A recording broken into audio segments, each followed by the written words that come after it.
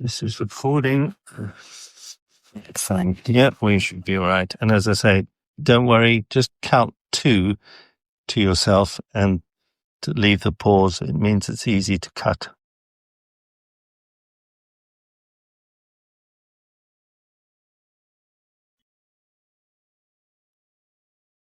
So are you going to introduce us? Yeah. First, yeah. Yeah. Okay.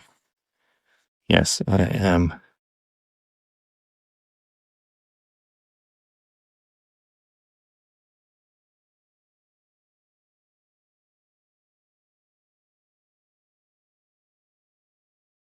Hello, everyone, and welcome.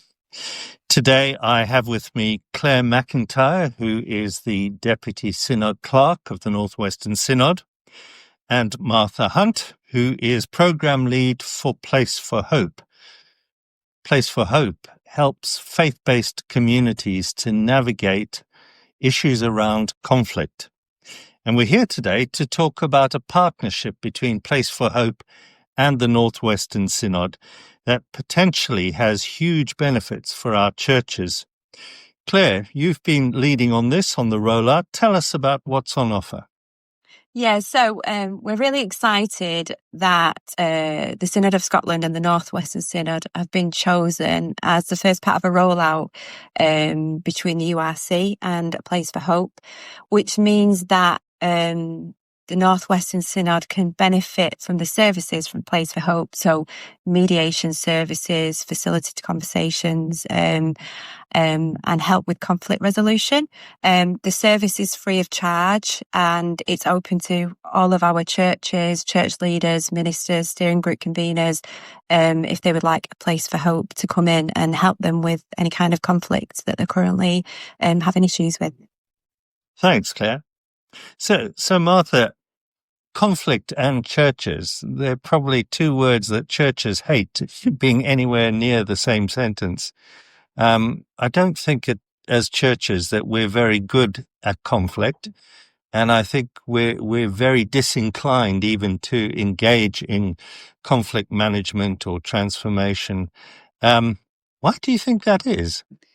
I think there's a few reasons. Firstly, I think there can be an expectation that because we are Christians, that we should automatically know how to be in community together. And so it can feel easier sometimes to just dig deep and be like, no, we love each other, we're here for each other, and then not actually deal with what's going on. I also think historically, as a society, we haven't been good at having hard conversations.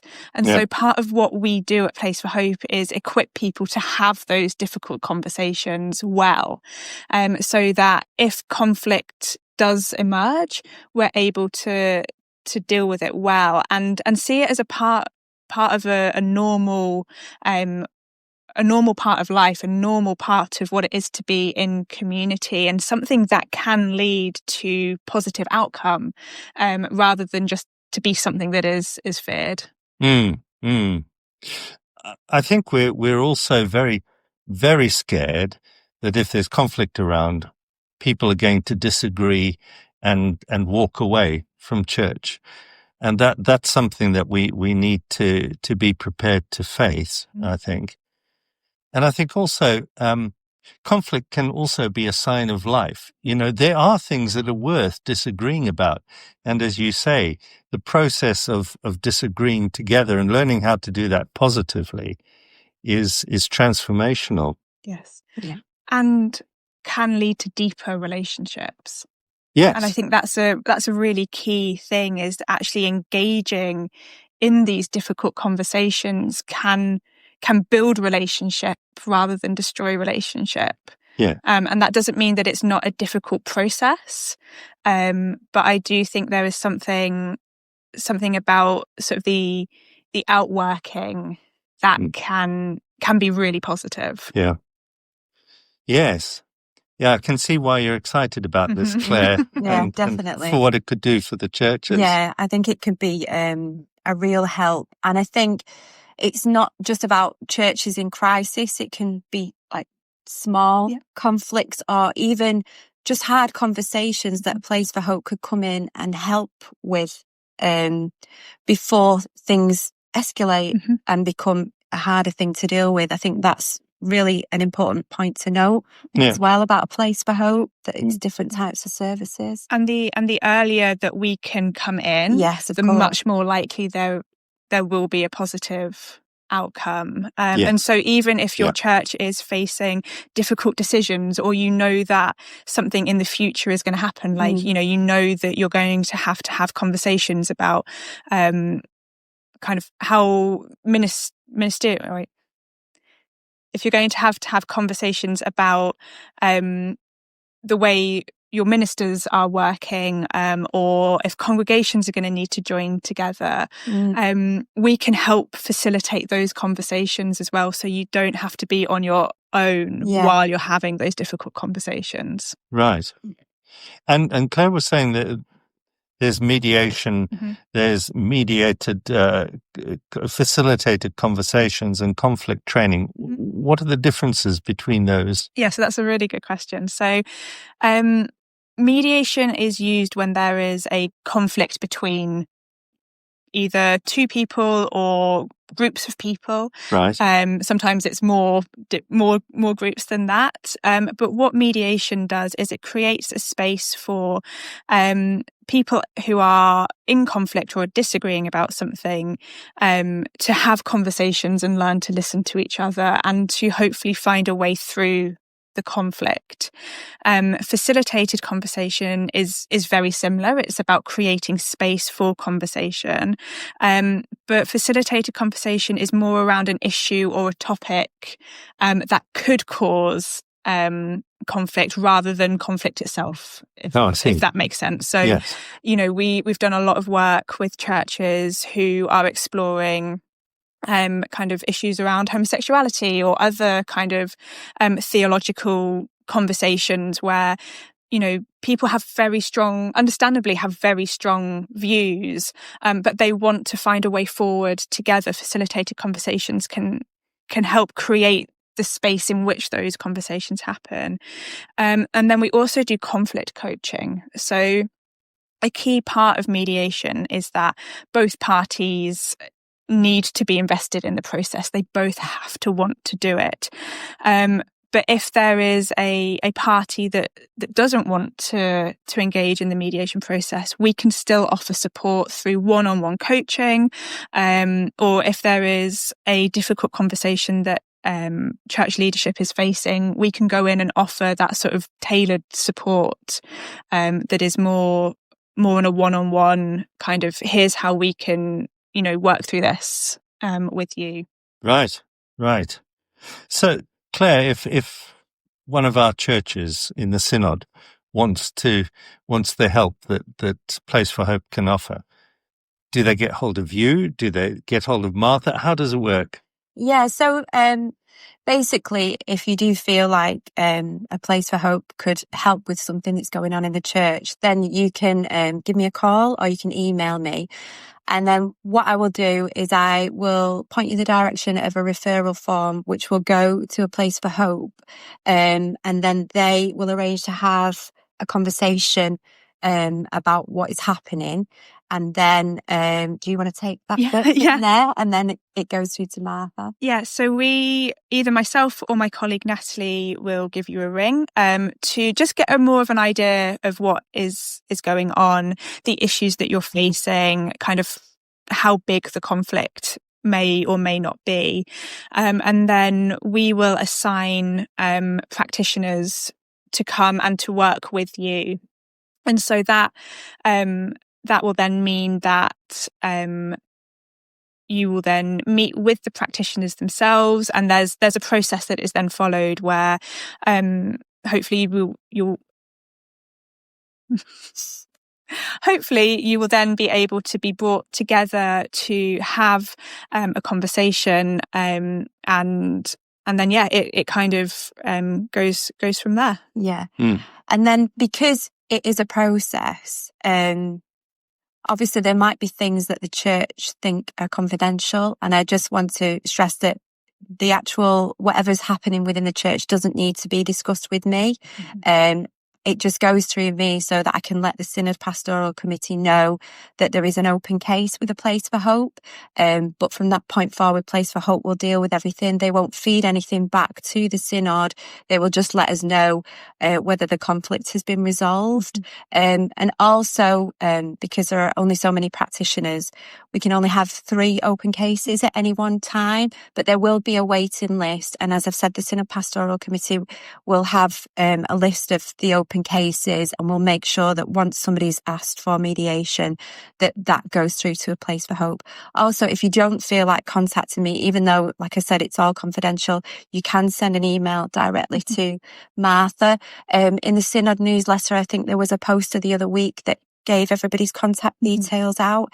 If you do contact Martha, she will just let me know anyway that there is a case. But like I said, the rest of it will be confidential, won't it, Martha? Yeah, absolutely. So we want to reassure churches that the Synod's here to offer this as a resource, not to be involved in the actual mediation. No. Yeah, that's correct. Yes. That's really important, I think. Thanks. Yeah. And Martha, now imagine Claire and I are in conflict, and Claire says, "I'd like mediation," and I'm saying, "Not on your life." You know, what happens then? So, what we could do then is, if Claire was willing, was we could work with her in more of a coaching capacity.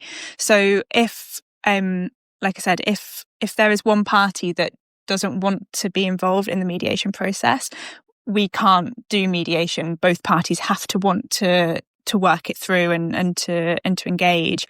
But if there is one party that's really keen and really wants to, kind of try and engage, or is then left in a position where they are still facing a conflict, we can come in and give them support through coaching. So we could have some one-on-one sessions with Claire to just sort of talk her through how she could maybe engage in the conflict and offer her that sort of kind of support as well. It's really good that, because even if it's just one-sided, it's still helping the situation. I mean, obviously we would want everybody to be engaged, but we don't want anyone to feel like they're alone in their conflict. They can still contact a Place for Hope and ask for help.